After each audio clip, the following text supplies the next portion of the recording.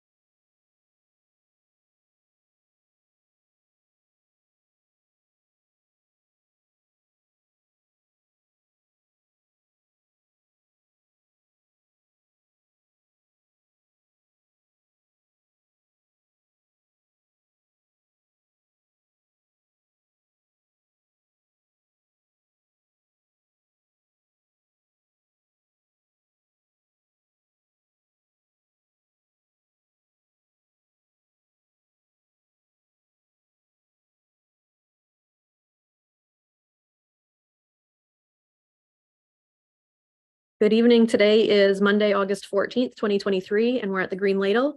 We'll call the school committee meeting to order at 5:36 p.m. and we'll start with the Pledge of Allegiance.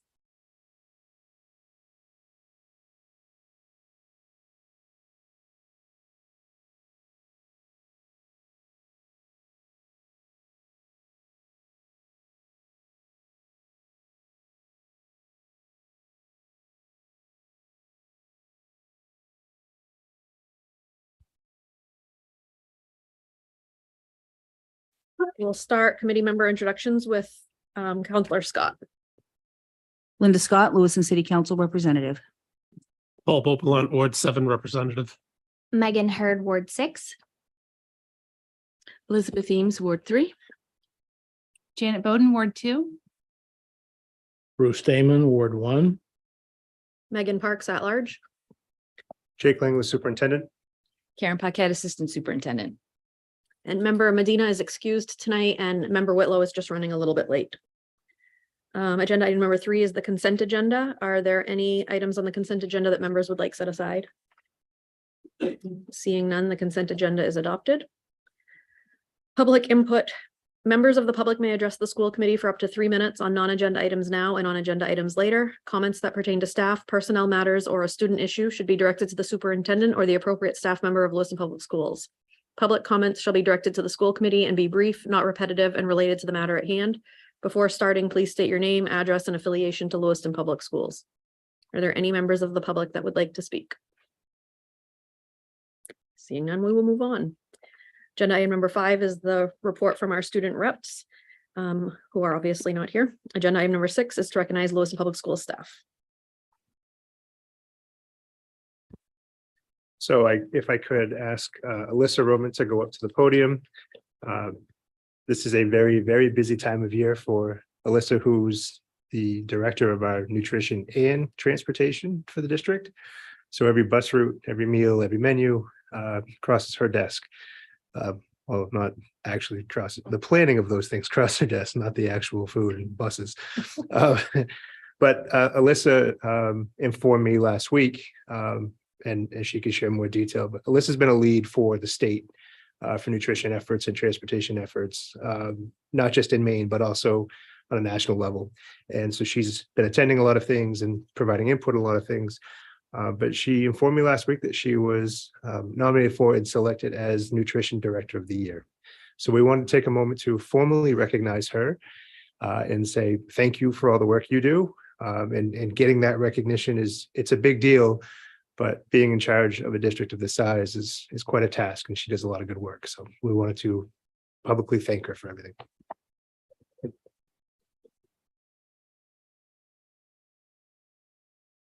This isn't as nice as black thing, so picture of.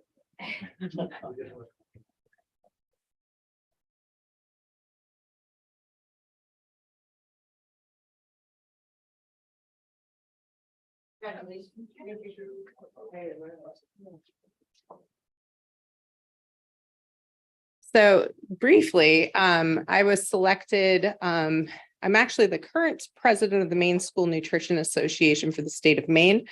I'm also a former president because I was president during the 2020 pandemic year as well. So when I say Lewiston led the charge to get universal free meals in the state, I'm speaking from the heart. We used Lewiston as an example of the free meals that we were able to provide for the students at a state level to get certified and fight legislatively to get that passed. I'm also proud to be able to go down to Washington, D.C. with the Maine School Nutrition Association. They pay for us to go down there and be part of the legislative process, because a lot of the rules and regulations that we see for feeding our children in the state come from Congress directly and from the United States Department of Agriculture. While I was down there this past March, I was also invited to speak in front of all of the school nutrition professionals in the country. There was 800 of us gathered to share our story. And I was also pulled aside from the USDA undersecretary to meet separately to discuss Lewiston and the diversity of our students and how we could better serve them at a government level. So I've been very pleased to be able to be part of this process, not only legislative and with Congress and state and national. It's been open to opportunities to network with other cohorts in the United States. So Minneapolis, Bertrand Weber, who is the director out there, got to be part of meeting him. He has a huge amount of immigrants as well that participate with diverse menu offerings. So we're able to really share ideas. And then we have some other sister districts around the country that I'm able to meet with. This award itself, it's interesting. I had no way, I was not fixed in this process, although I've been part of the Maine nutrition leadership. This actually came from a nomination from one of my employees. And that's what made it even more kind of sincere, is that one of our own staff members recognized me and put my name in. It was then gone up to the national level. And then they vetted it out from there. So I feel truly honored when I got this, that it wasn't just a name drawn from a hat. It was truly a surprise even for me. They did not have me part of the process to do anything with that. And then the other thing I've been part of is the National School Nutrition Association has had me as part of their member for the Northeast area. So I found a lot of interesting networking that we've been able to do. The president of the School Nutrition Association, or soon to be, actually came to Portland last week, and I was able to sit and talk with them. So the idea sharing alone is worth it. I couldn't do any of this without the support of our crew, without the work we've done. We did over 600,000 breakfasts and lunch this last year, 34,000 dinners. We're just using sheer numbers. It is impressive to see how many people in the community we can feed. Thank you very much, Liz. Member Scott. Sorry. So what was the award exactly? Are you like the nutritionist of, like, across the country?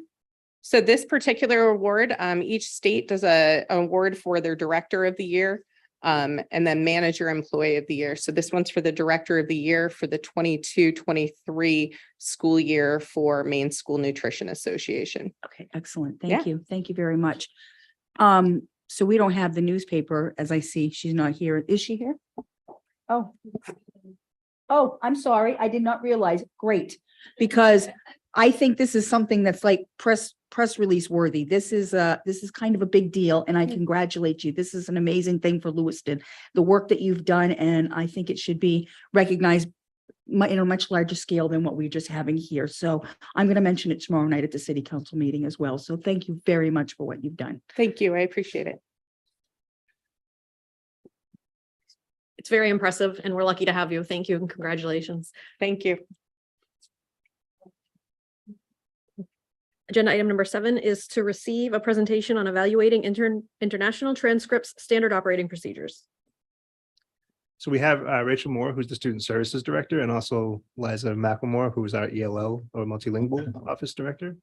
And they'll share more information. But as you recall, this has come up a few times when we talk about students and graduating and credits coming in from other places and things along those lines. We have so many students that come here from obviously diverse backgrounds who have education elsewhere, but it doesn't always add up as much as we might initially think it does. We've found some other snags too, and I know that working together like we never have before to try to problem solve those things for students and their families. So there's a document in the packet that you would have received, and Liza and Rachel will discuss it more. Sure. Good evening. So this came up, I think the last time we were here, some folks had some questions. So we just put together a standard operating procedure that's in your packet just so that you could see the process of what we do. This is a very collaborative process between the high school and the multilingual office. It ultimately starts when we register new students, whether that's through the multilingual office or if they go to the school directly. We do everything we can to get a transcript if they're coming from another school in the United States or outside of the United States. If it is an international transcript, we then take it, or it's sent over to the multilingual office. If it needs to be translated, if it's in a language other than English, we do that free of charge for students. And then we submit it to ECE, which is the credentialing company that's pretty widely used across the country, for them to then evaluate that transcript and identify potential equivalents to the United States. From there, we get it back at the multilingual office, and then we send it over to the high school, and then they kind of take it from there. So I'll let you talk about what that looks like. So once that translated transcript comes back to us, it goes to the school counselor who is assigned to that student, and they help, figure out what exactly is on there, what credits are counting. And that's all based on what the company sends us. Where some of the snags come up sometimes is the student is there and their school year is a different length. So it's maybe 0.25 credits or 0.75 credits instead of a solid credit, which is what we would need, the 1 credit for a math or a science or an English. And then we put all that onto a form, we give it to our registrar, she enters it into PowerSchool, and then we evaluate the transcript as a whole, including any classes that they've taken at Lewiston High School, and then meet with the student and review it with them so they know where they are, where they're at on their path for graduation. Member Hurd?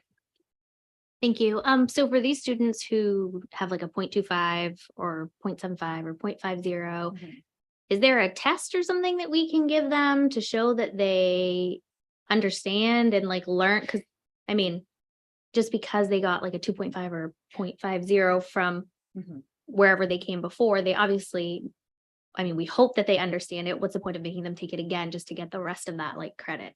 Yeah, so it's really an individual process. So depending on how old that student is, where they are in their education, what their plans are for after high school, that will help us determine how we would recommend them to make up that credit.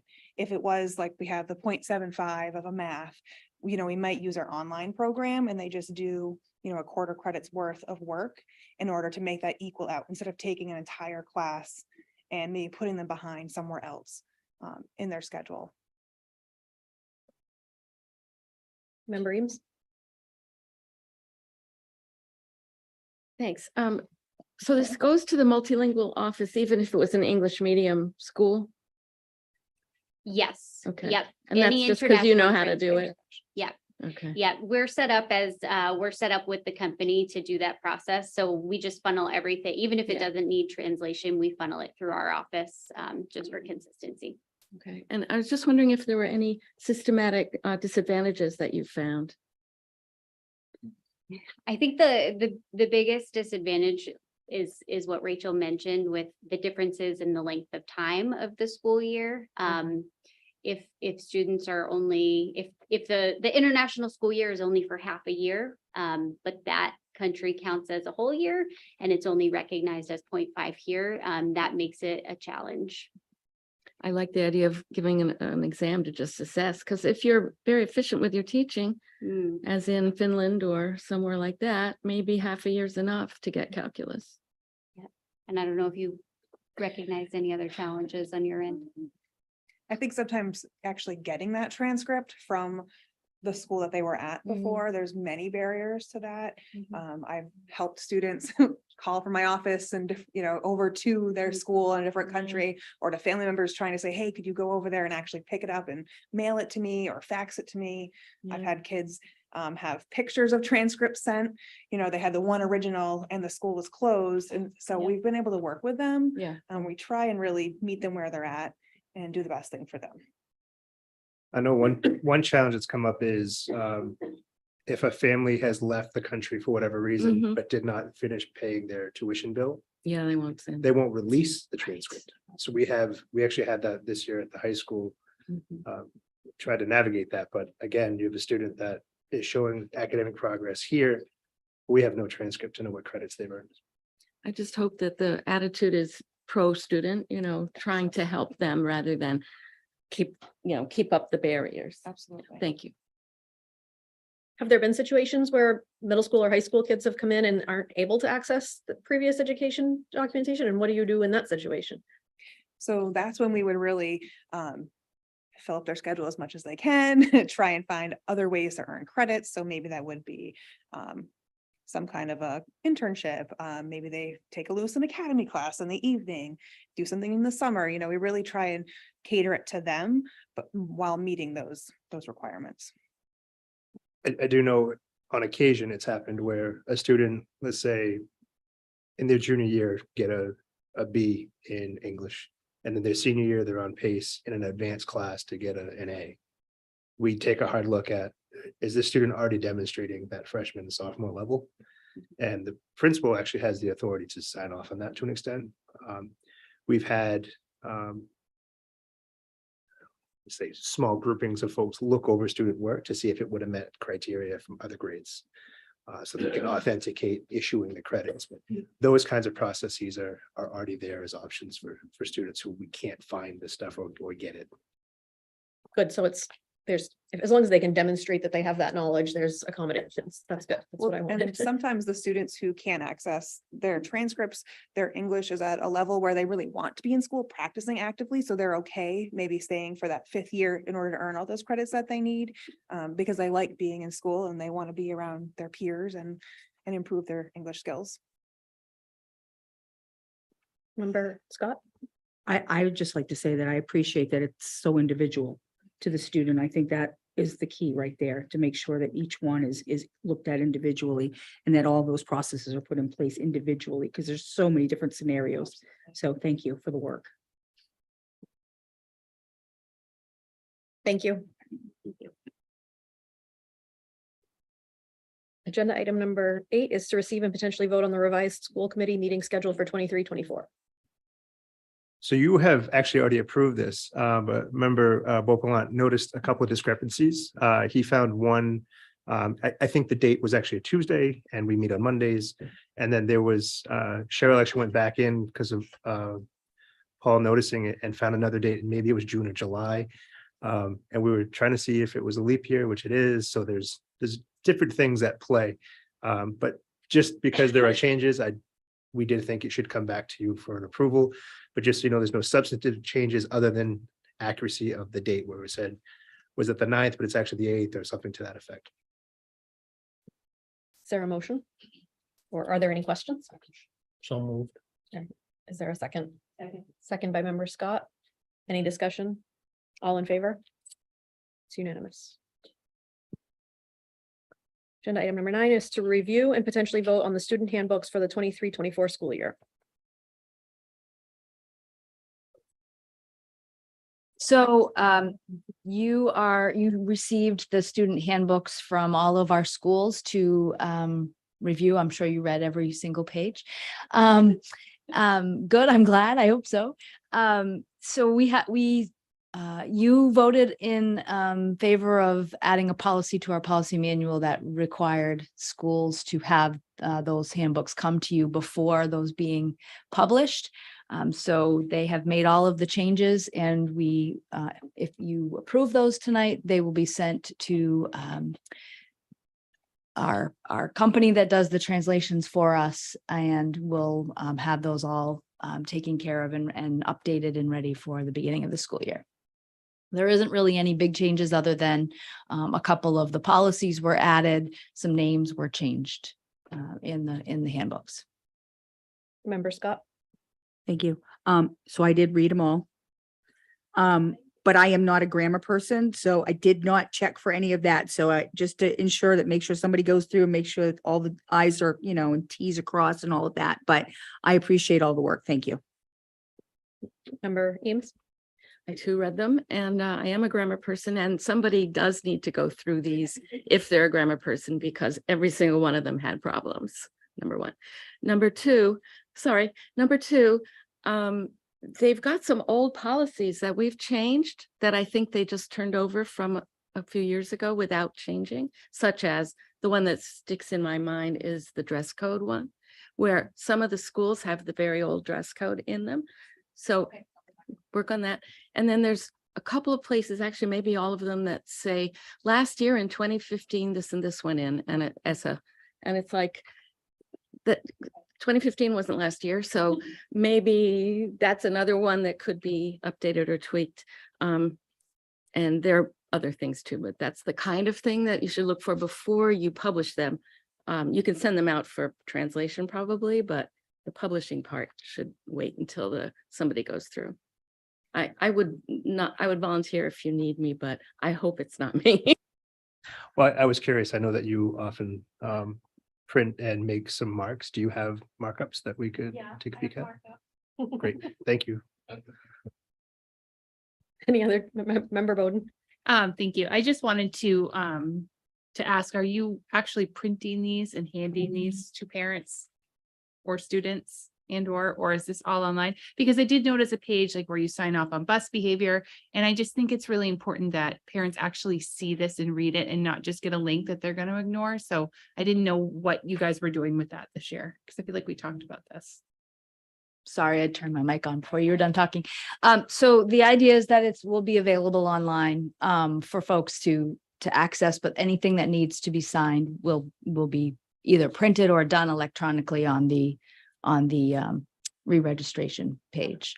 So once we have them all in all the multiple languages, then we'll probably at open house, hopefully, if we have everything ready and to go, then we'll have some hard copies as well for folks, and we can go in and add them if they haven't done it electronically. We'll let Tanya inconspicuously sneak in. Is there a motion? Oh, did you want to have more? I guess I would just be curious if the committee would be comfortable considering a motion to approve, knowing that we're going to take the notes from member Eames and apply those. Yep. All right. Is there a motion? So moved. And seconded by member Bowden. Any further discussion? All in favor? Abstaining. One. Agenda item number 10 is to review and potentially vote on the second read of the following policies listed on the agenda as A through N. Second read. It says second. Yeah, we did. We did the first read. Yes. It is the second read. Could I just real quick, can I ask who seconded that motion? Any discussion on the second read of these policies? Is there a motion? So moved. A second? Seconded by member Bowden. Bruce and Janet. Any further discussion? All in favor? It's unanimous. Agenda item number 11 is to receive the alternative learning day for LMS students on Step Up Day at LMS Spring 2024. That's a lot of words. It's a lot of words, and I wrote a memo even, but this is a really simple thing to consider. A lot of feedback from when 6th grade students go to Step Up Day at the middle school. You also have the middle school students present. And the feedback across the board from teachers, students, parents was it's a little chaotic. And if the middle school students were not present on that particular day, the Step Up experience could be much more rich. Kids could learn the layout better. There wouldn't be so much human interaction because it really is a building that is full with its own enrollment and incredibly full when you bring in all the sixth graders in a rotation. So that was the request based on feedback. And I talked to Principal Bryant, who said she would find a way to make that day's learning meaningful, connected to experiential learning activities that are going on at the time, or some other meaningful activity for students to do while they're not in the building that day. But this kind of thing, we have students not in school for the day because of the orientation. We wanted to bring it to you for consideration. Any questions or comments? Is your hand up? Or Member Bowden? Thank you. No, I was just gonna say I'm old enough to remember when we would do a step up day every year in the school district I went to. We'd find out our teacher on the last day of school, and we spend the last day of school in our new classroom with our new teacher and new classmates and kind of get a feel for it. And that was something I always looked forward to as a kid. I know we don't do that anymore for a lot of reasons, but I do think that this is a great idea because the middle school is big and intimidating, and it is a huge change. And those 2 years, I mean, we all know those 2 years are over quickly, but they're so important. And the age and the stage of life that they're in is just, there's a lot of complexities to it. So I think that's great. And I really kind of hope we find a way. I know the high school, it's a little more confusing because of how big it is and LRTC and all those challenges, but I think it would be great if we did it for the eighth graders going into their freshman year too, kind of spending a day at the high school, just to ease their nerves a little. I know they have the first day at school, I get it, but I'm in favor of this. And yeah, I would just love to see it kind of district wide for everybody, but I get it. I get why we're doing it for middle school. I got like a superintendent hot flash when you said district wide. I even looked over at Rachel and I was like, how would we pull that off? Never off the table, but oh wow. We have talked about doing something a little different at the high school. Don't have it before you today, but I know that Rachel has expressed similar ideas, concerns, not concerns, but just ideas of what would it be like if kids could go into the ninth grade teams and actually see the building and have more time without the other ninth graders or the current ninth graders in that same space, and still have an orientation day when you come back to school. That is a massive facility. Member Scott? Thank you. I just want to reiterate what Member Bowden said, because I was thinking the same exact thing. I think this is an excellent idea. It's an overwhelming experience going to that new school. It's a huge transition for a lot of our kids. And to not have the distraction of other students, what they're wearing, all of those other little preteen things that going through their minds, it's their space for that day to look at the school and really kind of acclimate themselves to that area, I think is a really great thing. I too would like to see something at the high school. I think it's the same transition for a freshman. It's a drastic change, right? And a big school, and to be there alone without feeling any intimidation. We have a lot of kids that feel intimidated by upperclassmen or other kids on no fault of their own, or that anybody's doing anything to intimidate them. It's just a natural thing. And so I think that to look at this at the high school level would be a good thing as well. And I think a t-shirt should be made for Superintendent Hot Flash, because I think that's hilarious. Thank you. Member Hurd? Thank you. So I know we're talking about step up day for our middle schoolers, but I had a question about our new kiddos that are coming in, like pre-K and kindergarten, only because I have a kindergarten this year and I just got my sign up day for kindergarten screening, which is on the 28th. And in my head and talking to other parents, that's so late for our little kids to go in. And then Thursday, they don't find out their teacher till Thursday, and then they start on a Tuesday. Like, that's just a really short period of time. And I don't know if Jay can like elaborate on that. I don't know if that's like a teacher contract thing. I don't know if like where that falls in that like cycle, but we have pre-K and kindergartners who are coming into a new school for the first time, and they're doing their screening, seeing their school, seeing their classroom, and they don't find out their teacher until 2 days before they start school. So, I think the bigger issue, at least for me logistically, and I'm sure Karen has more to share, we are still getting signups for enrollments. And so we don't even know what our population will be just yet. So I think that's part of why we try to do it later, so that we can get the whole group, but there may be some other logistical components. So that in the past, we would always do the registration and screening in the spring. And we found that we would have students who we would not have school for our pre-K or K classes in the spring, and kids would come and we would do all of those things. And then we would find they were not the same students that were still with us in the fall. So by pushing back the start date for our pre-K and K was to help alleviate that for teachers spending time screening students that weren't going to end up being in their class. So that was the reason for doing that. And it also gave teachers the opportunity to meet those students that they were going to have, with looking at doing that earlier in the summer. It does get into paying teachers and having families come in. So that was the reason for making that shift a couple of years ago and having K and pre-K start later in the school year.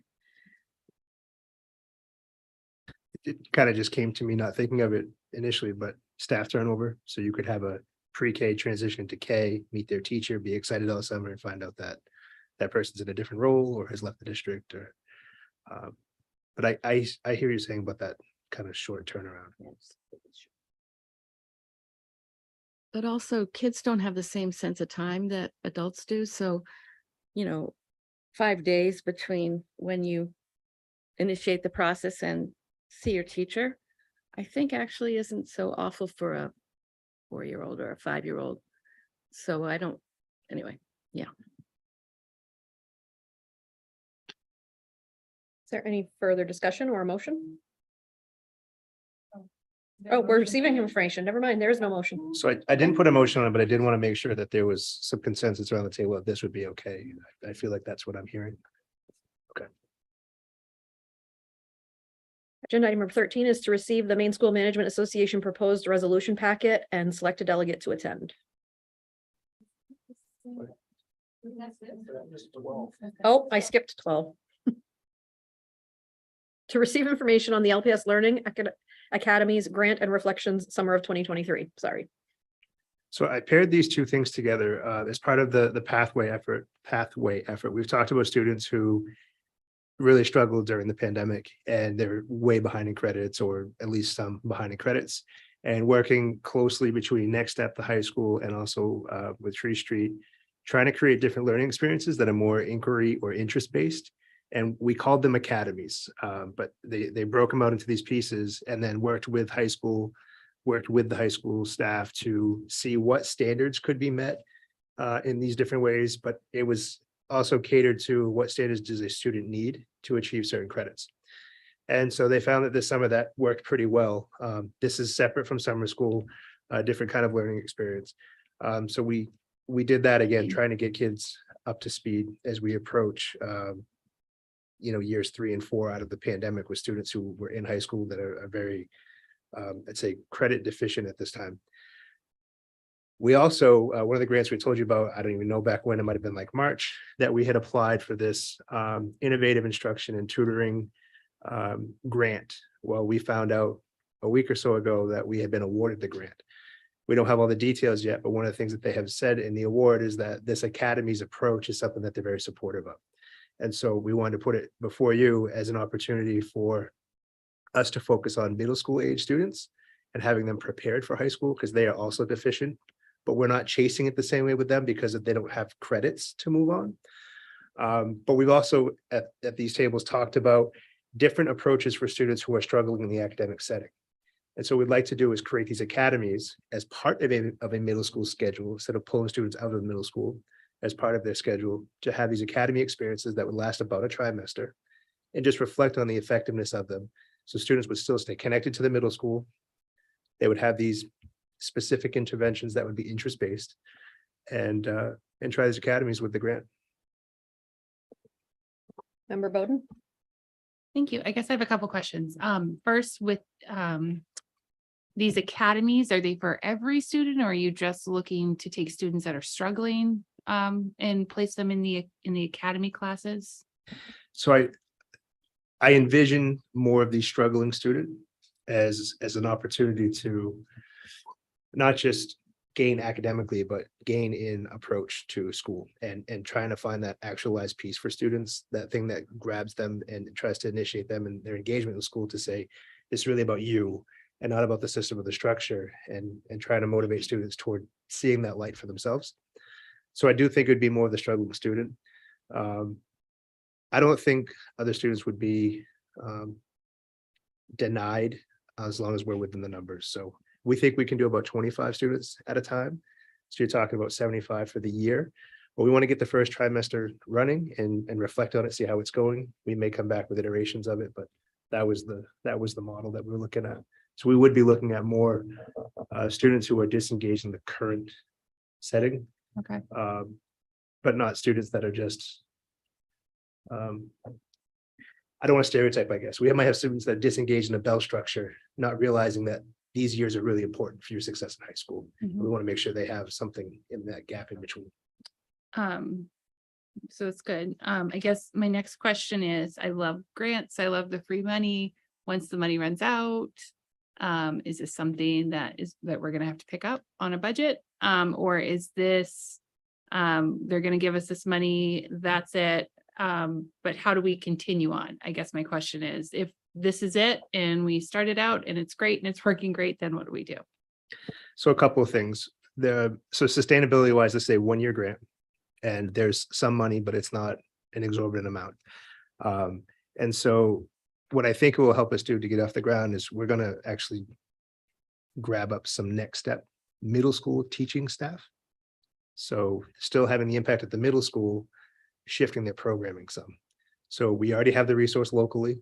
This will help boost it a bit. The grant is for $40,000. So it's not paying for the whole experience. These are resources that we have in place for middle school interventions.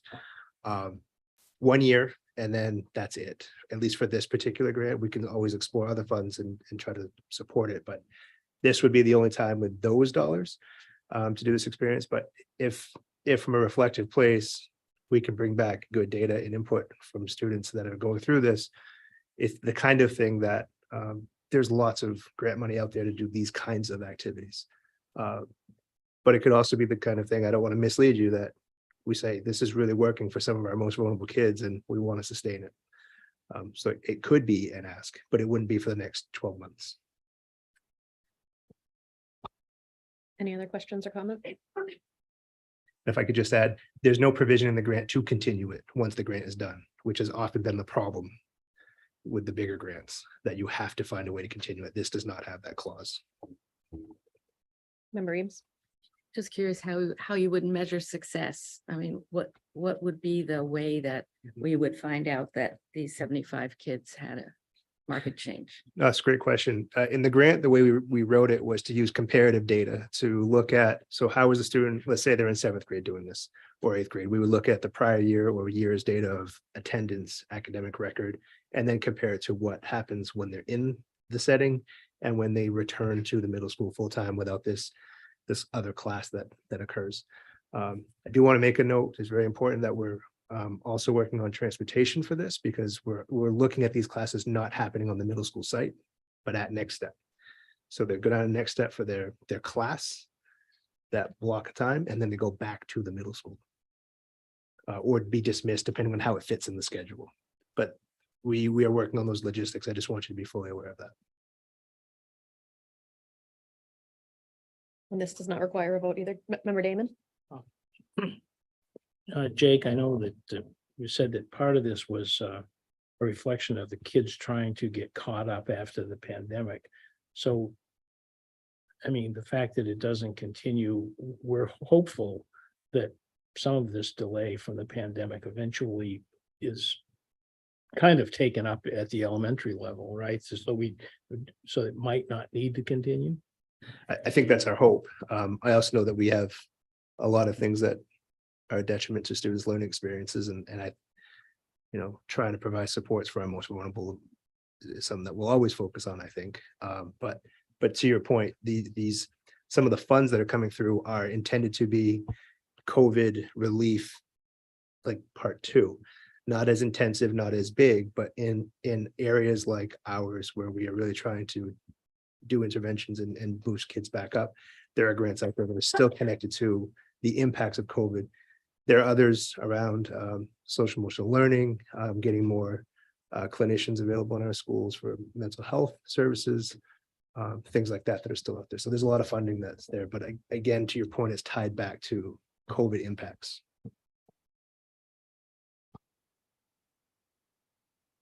So I don't know that, again, in this one, I probably would have put a vote if I wasn't sitting at a table at Moosehead when I wrote the memo, but I just want to make sure, again, the committee's comfortable with this. And if you'd like to vote on it, I'm not opposed to that.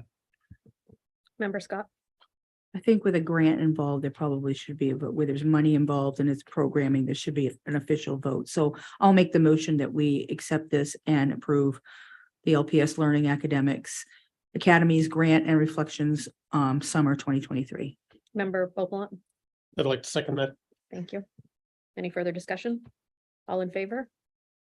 It's unanimous. Now it's agenda item number 13, to receive the Maine School Management Association proposed resolution packet and select a delegate to attend. I cannot speak tonight. So I want to say kudos to Member Eames, who's been so very involved in following things like these delegate packets, these resolutions, the legislative process. This is an area where my brain goes right into it in the spring between budget and legislation.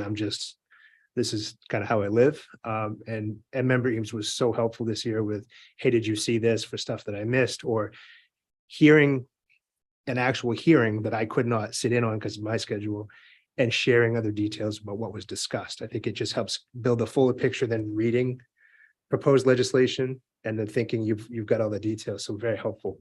But the Maine School Board Association shared their potential resolution packet with us recently. It's in your packet. But my thinking was, in the past, we voted for someone to do this, and I don't know if we did last year or not, but I guess my suggestion would be to nominate Member Eames to represent Lewis Public Schools at that table, if that's okay with everyone. And if it's okay with Member Eames. If nominated, I will accept. We have in the past voted on it. I don't think we sent anyone last year at all. But consistently in the past, we have voted on it. Do we want to vote on it? Yes. Okay. Member Beauplan? Make a motion to send Member Ames to the MSMA meeting. Is there a second? Seconded by Member Damon. All in favor? It's unanimous. Yes, thank you. Agenda item number 14, to receive information on the celebration efforts for the class of 24 LHS 50th class.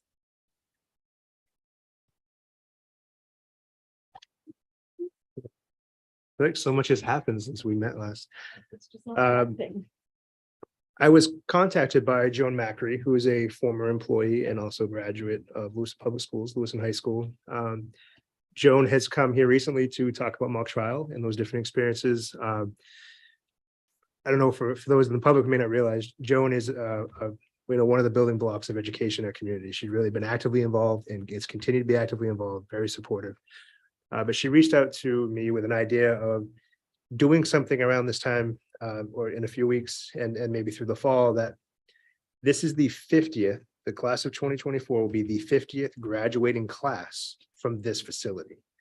And it's kind of an impressive thing. And there are social groups that exist in our community that represent different graduating years, and they also communicate with each other. And so a survey's gone out to them, and the initial attempt is to try to find out some of the life stories of some of the people who have graduated from Lewiston High School, and then getting it up on the screens in the new edition. Doing something around homecoming, and also just trying to invite ideas from all of you of, if we can pull it together and pull it off, I think we should. I think I'm a bit of a nerd this way. I got back into town Saturday and Sunday morning. I was driving the campuses of our schools. But this just looks so nice right now. The new paving, that corner that's been improved by the tennis courts, you come into that new high school facade. It really is a beautiful facility. And so if we can recognize that in another way, I think we should. And so I just want to share that with you, and also see if you had other ideas or thoughts that we could consider. But it's a big deal to have a 50th graduating class from our facility that is still in pretty good shape. Member Bopola? Sorry, Bowden. That is okay. This happens to us a lot, Paul. I don't mind at all. As you're speaking, I did read this. I'm excited. I have a class of 2024 student. I was thinking, along those lines, if you could, I don't know, if you could get somebody that represents each of the 50 years to hand out diplomas with us at graduation, I think that would be a very cool little tribute to the 50 years. It is 50 people, but there's going to be what? How many diplomas handed out? At least 300, right? Let's hope. I love the idea. I think we could look at what may be available.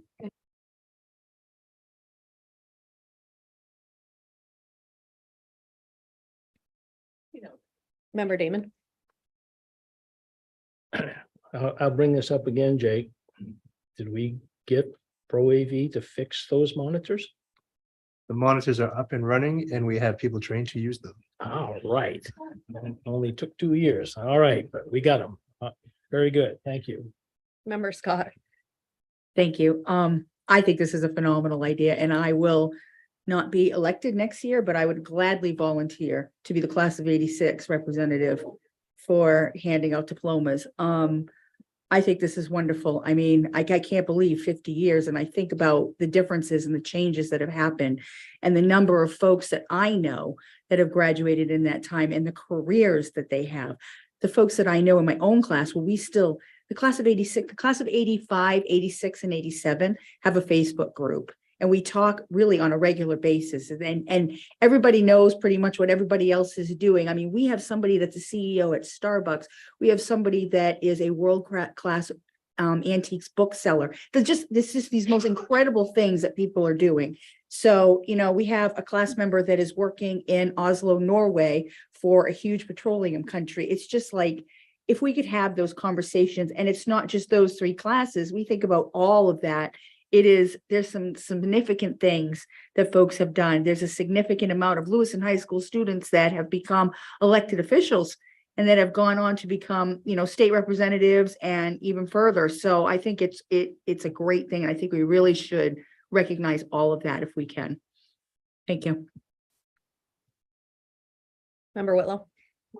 Yeah, I think there needs to be a little bit of a community and pride for Lewiston Public Schools. I know that last year when we went to homecoming for EL, the amount of people that came on their football field during the game was tremendous. And then homecoming for Lewiston, that football night, I saw people on the stage sitting in the bleachers, not really wanting to go up on stage, and there was so less people.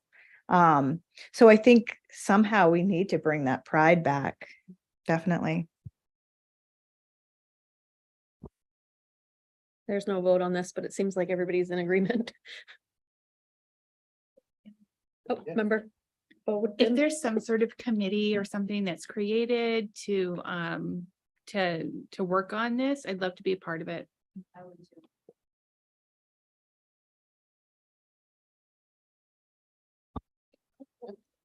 All right. Agenda item number 15 is to receive an update on staffing for the start of the year. So I heard from a few people that there was some media around the number of staff positions that were open, and I'm happy to inform you that it was not accurate. I think that some of the data that they pulled might have been accurate at the time, but the amount of hiring that goes on this time of year is significant.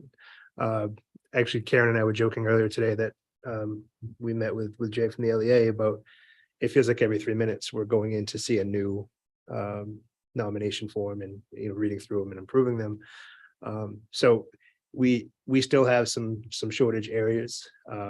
Special education is going to be a real challenge, and waivers are not allowed. We have been in communication with the state to say that we still remain concerned about some of the criteria that it's really federal, it's not state, but the state's been very reasonable about knowing that we have to do what we have to do. We have a lot of good people in good positions. So as an add to that, we did receive notice that the waiver process that was very narrow has been widened to include multilingual educators, to include special education if someone has a bachelor's, which is a step.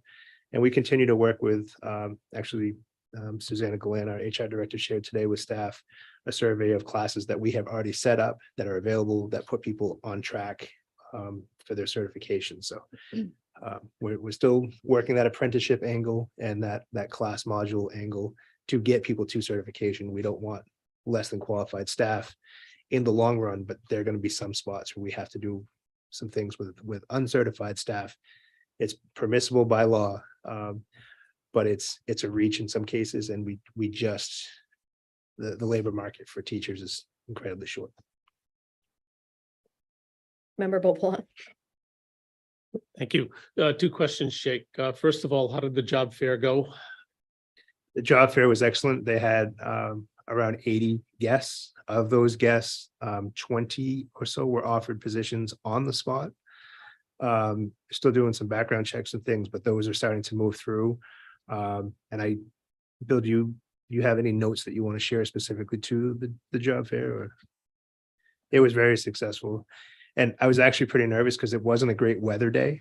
It was one of those days that we had some pretty heavy rain, and I was like, oh no, but it went really well.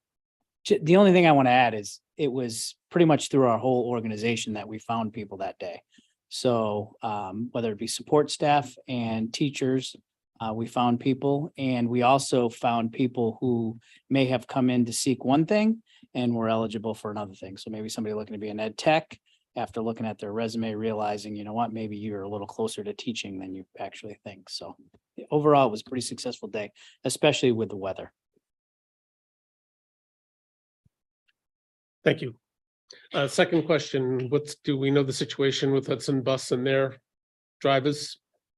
Yeah, I have it as a note in my updates, but talked to Alyssa today, and I said I need a rundown, and she said that as of right now, she's pretty confident that we will not have daily disruptions to transportation. Hudson has even more people lined up to get certified, but they have done some hiring. And so I would very much love to not have to get up at 5 every morning to start generating messages. And I'm sure there's many people that don't want to hear my voice at the scheduled time of 6:10 or 6:20 every morning. It'd be nice to be able to go back to sleeping a full night and only worrying about snow. So Thank you. we are hopeful that that's going to be resolved. Still some logistical pieces that they're working on right now with routing to different schools, trying to improve that as well as we can also, so that we don't need as many drivers, and hopefully it all plays out. Member Eames. Can you give ballpark numbers? I know you don't want to give Ballpark numbers because for they're moving, but how short are we? staffing. Yes, I are can we give you- short by? So what, it was 150 they published and 110, I heard another time, like, is it much less than that?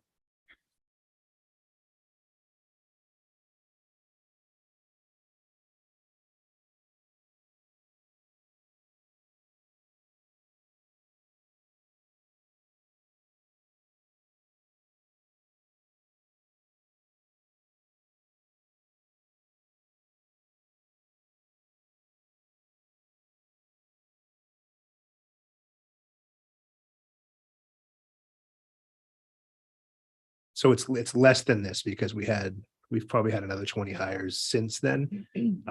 But it was around 40 teaching positions district-wide. Almost 60 ed tech positions. And then the other areas were much smaller. And I know we've hired a number of folks in food service, general government, management, and IT.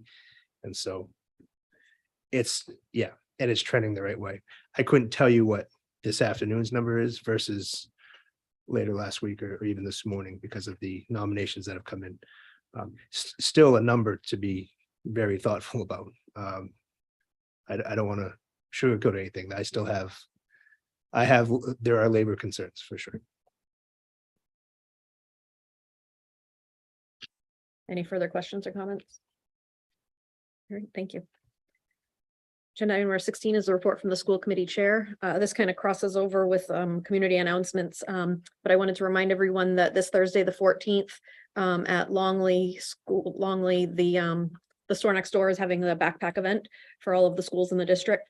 And also, if there's anyone who is still interested in sponsoring, we are still a little short on middle school and high school sized backpacks. And so if anybody is interested in helping out with that, please reach out to Jamie or someone else at the store next door. Or Natasha or somebody. Agenda item number 17 is for report from the superintendent. So I'm going to piggyback on the backpack. United Way of Androscoggin and Oxford County has reached out. They have a number of backpacks they are also putting together. I believe that's the week following that they'll distribute to schools so that staff can hand those out to students at schools. Again, the 14th, that should be a pretty big gathering that afternoon, early evening, This Thursday. Thursday. Sorry, the 17th. You said 14th, yeah. It's the 17th. Thank you, Tammy. And that's right at Longley. But that will be happening. Oh, let's see here. Vaccine notices and messaging have gone out in every means and tool that we have. And reminder that folks receiving this messaging received it last year. So this is not a new gotcha type moment. This was well broadcasted last year. Letters were sent home, multilingual phone calls. And so those are back out this year. And if you're on that list, we're really encouraging parents to take care of those vaccinations that are required by law. This has nothing to do with COVID. This is the other vaccines. But again, messaging has gone out in multiple ways in case you get phone calls around that. If I may, can you tell us what's going to happen if they do not get their vaccinations? So if students do not get their vaccines and records to schools, we can't enroll them by law. And that's the real challenge. This is why we paused our thinking last year, hoping legislation would change. It did not. And will parents be hit with like a truancy of some sort from the state level? So that's unclear to me. And I asked the deputy commissioner this specifically because we cannot just unenroll students without process in place. The response I got was a copy of the law and a statement which is accurate that if a student has not met the enrollment criteria, they cannot be enrolled. So I don't know what will happen with that. And what I was trying to find out was through what they call child find law, because you'll have students of all different walks of life in that scenario. If they don't get their vaccinations, they can't not only attend our school, but any school according to state law.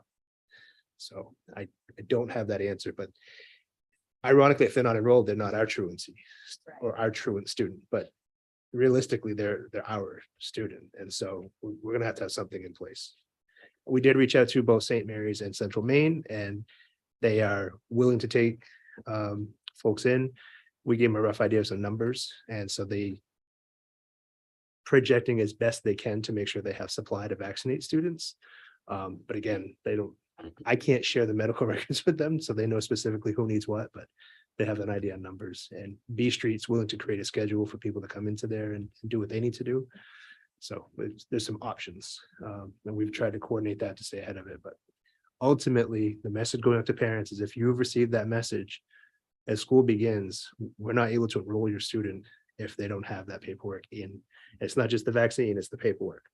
And there are some criteria, and we can make some exemptions. One is just for people to know we're trying to work with them. There's a series of shots, I forget which one, but you have to wait 3 months, I think, before you get the second one, and then another 3 months to get the third. So it's a 6-month window. And what we did is we put to paper an exemption that if they can provide that they've had the first shot, we will wait until the date of the second shot. If they can provide documentation that they've had the second shot, we're not going to send them home. Please be in progress, but we have to have something. Member Heard. Thank you. So students who are not up to date and they show up on the first day of school, are they going to be sent home? Like, how are we tracking this? Like, what's the? So our nurses track it very actively. And I don't think we're going to stand at the door with a list and say you can't come in, but we have to follow up with some kind of quick turnaround of your child can't attend unless you follow through on these. Member Damon? Jake, I know that last year there was a lot of, this really wasn't enforced. I mean, there was, so if we had students who were enrolled last year and still are not vaccinated, how do we unenroll them if they don't meet the criteria? So it goes in the student information system to unenroll. The ironic thing is the state tracks this through child find. So at some point, there's going to be a conversation between us and the state that says, we're following the law. You tell me how to do this. And because last year we did have some people in violation that would have been unenrolled last year, halfway through the year. Do you have any sense of how, I mean, are we talking a dozen students, 50 students, 100 students? I mean, it's a huge district. I mean, Couple hundred. a couple of hundred. And ironically, some of it's just records. Some of it is they have all but one.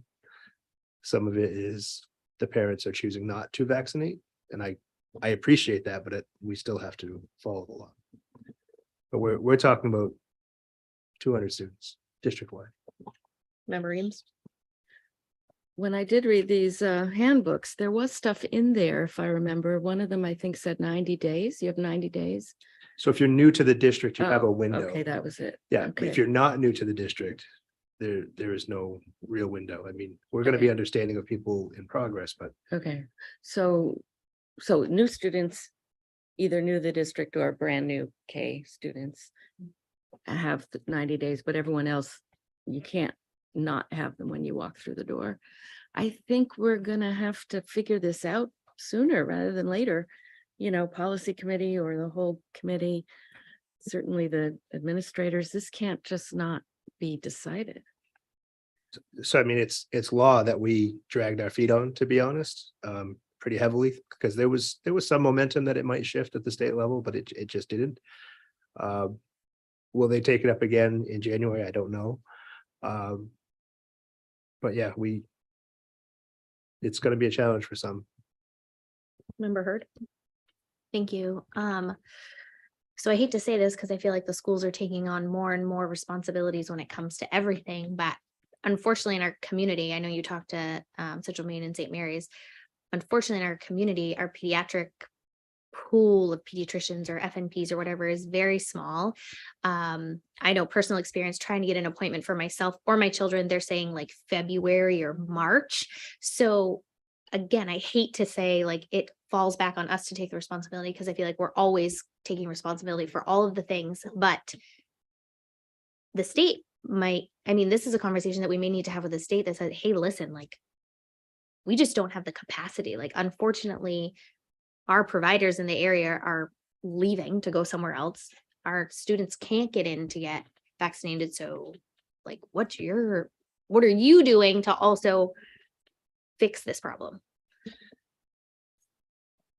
I think it's an excellent question, but I will add that last year we had nurses communicate with parents and set meetings and appointments for them, and they still didn't go. We had rides arranged to bring a parent and their child or children to pediatrics for an appointment the nurse set up and transportation that the nurse helped set up, and they still didn't go. So I have not seen a litany of people saying, I can't get in. If we do see that, this is where B Street could come in. They're willing to do a clinic to say, we'll be here. We can take this many to do these things at this time. And we would definitely try to coordinate that just like we did other things in the past. We're not just going to say you're on your own.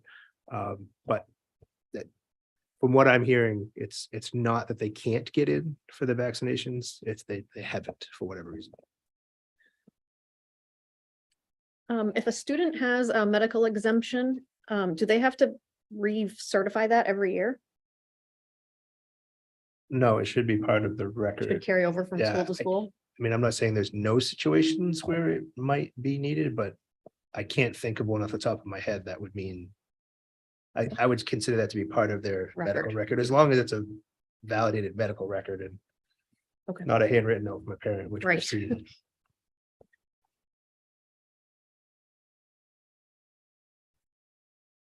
I think just last note, if you're out there as a parent listening and hearing this and you've gotten that letter, get the documentation when you leave the doctor's office, because we don't want to have to send you back.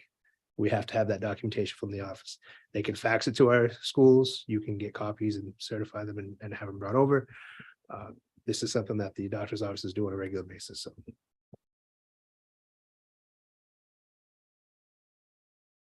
Member Eames. Sorry.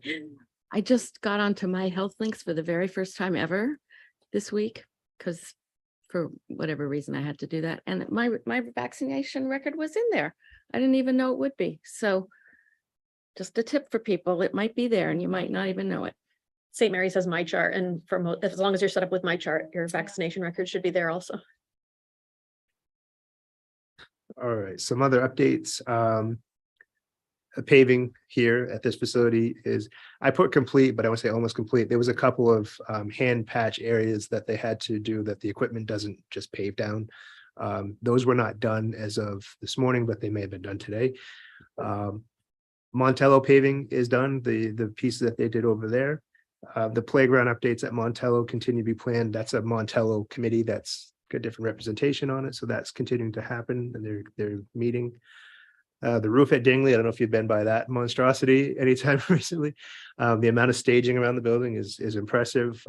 I would say they're about 2/3 done, but it seems like they're progressing quicker the more they go. Weather is not their friend. And we've got a weather week coming up starting tomorrow, I believe. Bill did some rounds with some facilities leadership today, actually, and a little bit last week. And buildings are looking good. You know, the floors are done, classrooms are starting to go back together. So we still have a buffer, but things are looking good. In any areas that are looking like they're a little bit shorter, slightly behind, they're moving resources from other facilities to get that done. But again, that's looking good. IT has done a massive lift this year with different devices, because we use all these COVID funds to upgrade our classrooms, but someone has to go run the cabling, connect the internet, hang it on the wall, remove the projector that was there, put up the new screen. And so our IT folks are doing the bulk of that. And they've done a really amazing job. They won't be done when the year starts, but they have a plan to go in at certain spots during the school year to kind of wrap that up.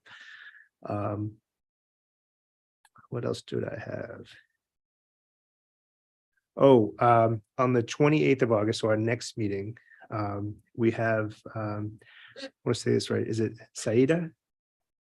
We have Saida Abdi, who has done a lot of guest speaking in around schools and language and demographics and diversity. She's coming to us from, she said she was going to be in Vermont, but I think she actually resides in Minnesota.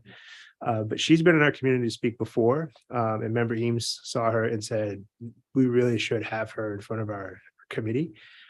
She wasn't going to be too far away. I threw some dates at her. She said she could make it on the 28th. So we'll do a little workshop to start our meeting with her, and then go about our business from there. But I was excited that she was able to attend. Yes, I know. We need more for them. And I do think she's willing to come back. And she's been wonderful to talk to about these next steps. We also have, we've booked a speaker to start the year for our staff that we're pretty excited about. Robbins. What was it? Brandon. I always want to say Robbins, and I don't know why, but it's Brandon Fleming. If you want to type it in your computer, we'll be sending invites out, but that's on the morning of August 29th. And if you can be in attendance, I think you'd really appreciate it. We're going to put all of our staff in the high school gym to do that. We'll have a light breakfast first and do that. We'll actually close our buildings because we want as many people in that room as we can get. His story is really impressive, and he does a real good job delivering it. So It's like an 8 a.m. I'll get a copy of the invite out to you. Do a little one pager for that.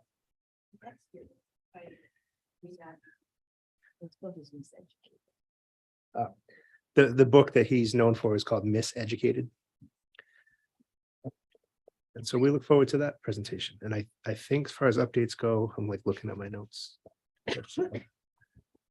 Thanks. I just, since you're doing updates, I might have missed it. Did you mention the middle school graffiti? Was that taken care of?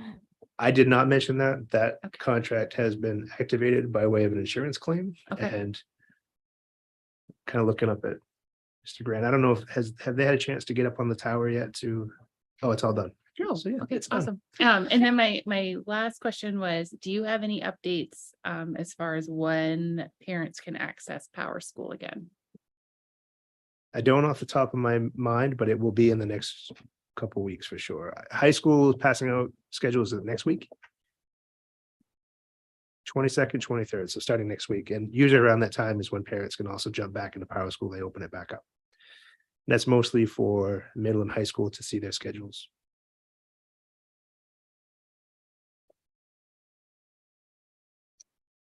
Agenda item number 18 is report from city council rep. Thank you. Just going to report that we have a meeting tomorrow night. We are starting early at 5:30 with an executive session. We have 2 workshops. We're going to have a continued discussion and proposed updates for the athletic field policy use. And then also an update from the chief of police on recent activities in our community. And then we've got quite an extensive agenda, about business license ordinances. We are going to have a discussion on transitional housing as well. We're going to have a first public hearing and first passage for an amendment to the zoning land use code regarding transitional housing units, subject to planning board approval. So that might be a pretty good conversation. And I'll fill you in at the next meeting. I didn't mention Friday night because I thought you might, so I don't know if you wanted to do that, the event that we all attended. So Friday evening was the 15th year anniversary for Mears. It was a wonderful, wonderful event. They recognized many community members that helped them, but it was just a great event around the work that they do in our community with our school department, with our police department, with our city, all sorts of things, helping immigrants in our community that are moving here, helping them with the visa process and their work permit processes. And some of the stories we heard and the excitement we saw, it was pretty moving. The food was phenomenal. There was food from, I don't even know how many different countries. I mean, my plate was literally loaded over like this. There was music, live music from folks that had just gotten here from the Ukraine. We heard a wonderful story from a former Afghanistan pilot who was working with the United States government. And when that whole situation came down, he moved here, Joseph, I think his name was, or Joseph. Yeah. It was just a wonderful, wonderful evening. And I just want to thank the school department for having a table there and having representation there. We had many members there, Member Parks, Member Eames, Member Medina was there. And it was a really, really good night and a good celebration. And I was happy to be there. And Bill and Rachel. Agenda item number 19 is updates from school committee subcommittees. Have any subcommittees met? I don't think so. Okay. Community announcements. Member Scott. Balloon Festival this weekend, everybody go. Any future agenda items? I would like to follow up on if there's a plan in place for introducing the incoming freshmen to the shift in grading structure. I don't know if that has been discussed at all since the last meeting, but that would be nice to know how that's going to happen. Member Eames. I think there was some discussion about revisiting the cell phone policy, but we haven't, and I don't know if we're going to do that. But I didn't see it in the handbook, at least not ever prominently displayed, hardly ever as a table of contents thing. It was hidden away, one sentence in the technology paragraph. And it seems like cell phone policy in a student handbook should be front and center. But we have to decide what it is first, but then it needs to be front and center. Yeah, I went back and forth on the cell phone policy debate. It's unclear to me how in a high school of 1,300 plus kids, we would police that if kids couldn't have phones.